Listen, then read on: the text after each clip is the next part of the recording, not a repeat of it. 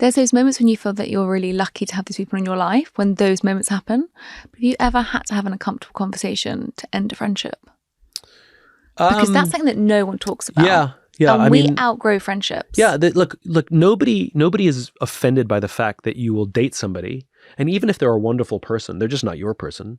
You know, or maybe trust was violated. Or I mean, like, there's many reasons why relationships fail, you know? But sometimes, you know, like, I don't understand why we get so angry at the people we used to date, because they were good people when we dated them, and it didn't work, you know? Majority of the time. Yeah. Yes. If they were lying and hiding, sure. Yes. Fair point. But I guess the point I'm getting at is we are totally okay with the fact that relationships end. Oh, I dated this person for 3 months. Oh, I dated this person for 3 years, and it hurt. But, you know, onwards and upwards, right? Like, friendships end as well. Sometimes we outgrow friends. Sometimes we're on a growth path that they're not on. Sometimes friendships can be the definition or the parameters of that friendship can also change. Somebody can go from being one of those close friends to one of those lazy friends. Like, yeah, we hang out. And the one thing I don't understand is when we seem to put on a pedestal the friendships that are old. That you've been friends for a very, very long time. But there's nothing else there but time.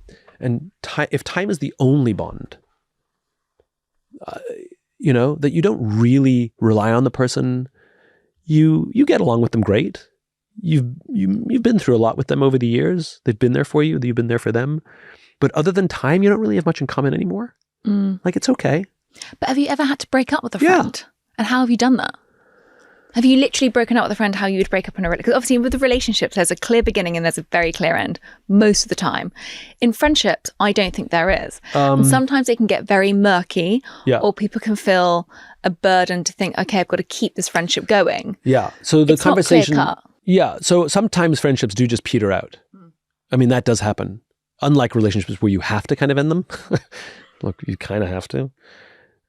Sometimes friendships just peter out. You just sort of stop calling each other and nobody's really bothered, and you both go on and live your new lives and nobody's really upset or offended. And if one of you is, then maybe have that phone call. But I've had conversations where I've said to friends, I need to have a difficult conversation with you.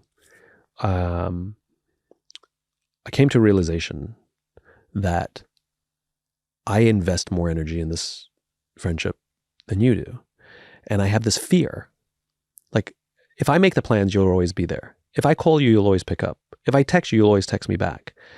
But I realize that if I don't text you, you probably wouldn't text me. If I don't call you, I don't think you'd call me. And if I didn't make plans, I'm not sure you'd make plans. And I'm just realizing, like, I don't know if that feels good anymore. And I just wanted to tell you, this is how I feel. And I love you. I think you're great. And I'm just telling you because if you want this friendship to continue, like, can you please invest something? Because I'm exhausted. Like, I can't do it all. And I've had one friend step it up and I had one friend disappear. And maybe they were humiliated or shamed by the conversation, but those are their demons, not mine. And I wasn't mean about it. I was matter of fact about it. But I also think that, you know, again, it's okay to have different kinds of friendships. And I think it's okay to set expectations with friends. So, for example, you talked about the 8 minutes. We really should talk about the 8 minutes because you told me that in Sweden and it really stuck with me. So it's a quick thing to tell, and then I'll tell you I'll come back to what I was going to say. So I was at a friend of mine's house for dinner, one of my best friends. And we were just catching up and haven't talked to her in a couple weeks. And she told me how her last week was really taxing and difficult. And she's fine now. She's good, but like, it was really, really a rough week. And I got kind of mad. You know, we're supposed to be these close friends who rely on each other and talk to each other. And I sort of got kind of upset. And I said, well, why didn't you call me? How dare you deny me the honor, right? Well, this is what one of my friends said to me.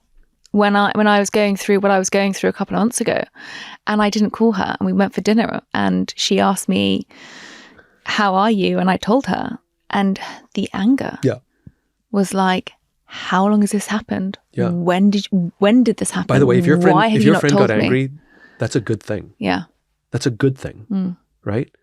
And the fact that they're making it about themselves, not really. It's a good thing. So anyway, I got really kind of pissed off. And I was like, why didn't you call me? Like, we're supposed to be close friends. You tell me we're such good friends all the time, and like, you don't call me in the time of need? And she said, I did. I'm like, you did not. She goes, I texted you multiple times. I'm like, you absolutely didn't. Pull out my phone. I start scrolling through last week's text from her. And it says, what are you up to? Hey, want to get dinner? I'm like, you mean these texts? She goes, yeah. I'm like, how do I know that's a call for help? It sounds like every other text you've ever sent me. Because I didn't reply immediately to, hey, like, how do I know that that's a call for help? And she told me that she read this article where if we can give somebody who's in a place of struggle or difficulty, if we can give them simply 8 minutes, we don't have to be there like for an hour or solve their problems, but if we can be there for them for 8 minutes, that time allows them to feel not alone. And that we can revisit and come back later with more time, obviously. But all we need to do is give someone 8 minutes. So my friend and I came up with this code word, which is if you're calling for help and it's different from every other time, the text is, do you have 8 minutes? And do you have 8 minutes means this is serious. This is game time. Hopefully you don't get them very often, right?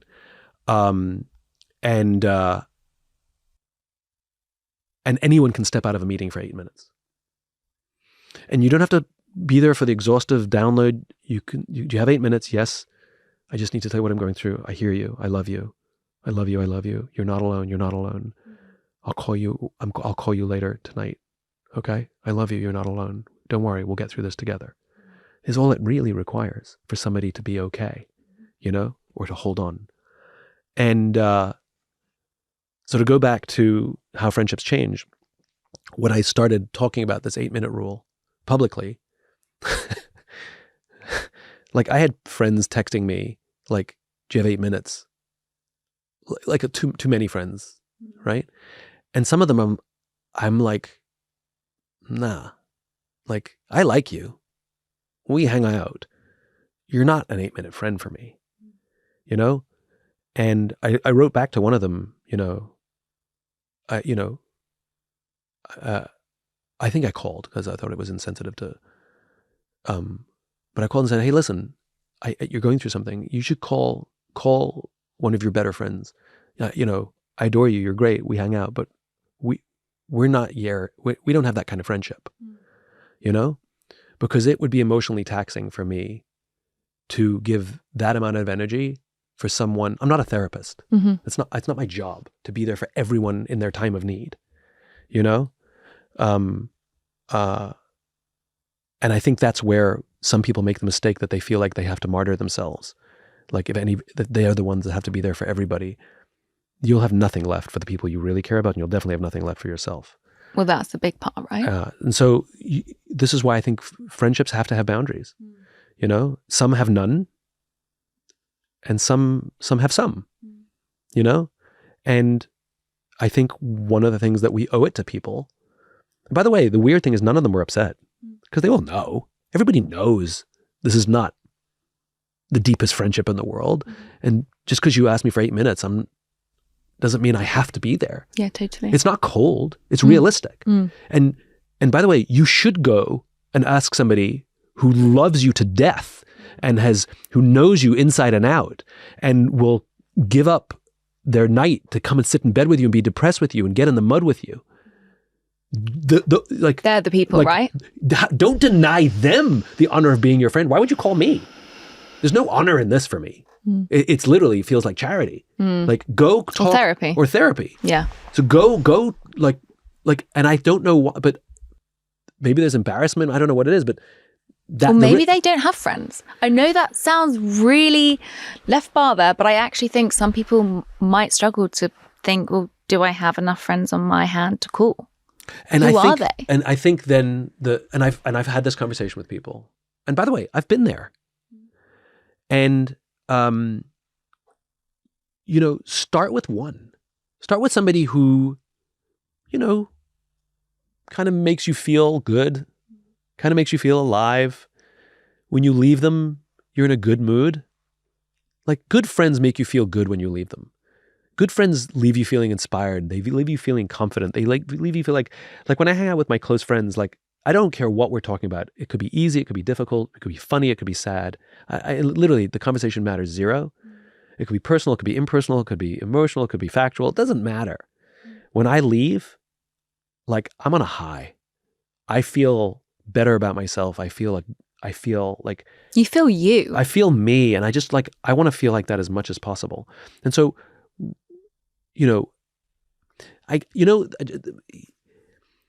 in relationships, have you met people who, they keep their walls a mile high and a foot thick?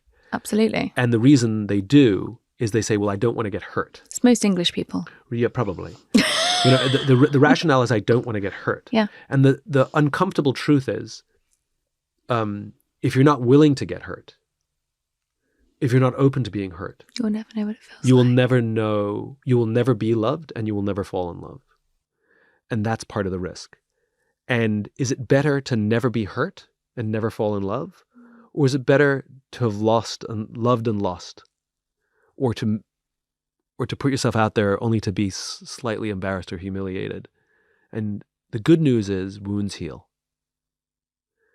But when we build walls around ourselves, we're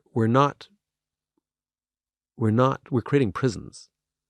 When you build a wall around yourself for fear of being hurt, you're actually not protecting yourself from the outside. That's actually not what's happening. What you're doing is disallowing magic to come in. And you build a prison around yourself, and you are now alone.